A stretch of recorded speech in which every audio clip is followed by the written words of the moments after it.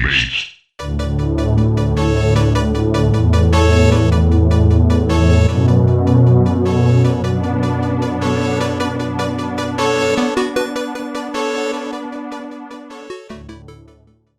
Hello, my name is Maxine, and I am a natural self-care advocate.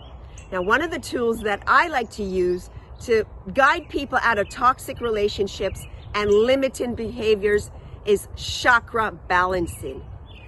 I always start off with the root chakra, which is associated with the color red, our power center. You know, that chakra is responsible for our sense of peace, being grounded.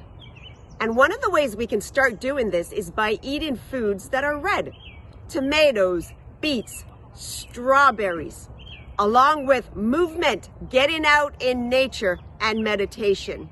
Self-care, you are so worthy. And if you want to learn more about balancing your chakra, let's connect.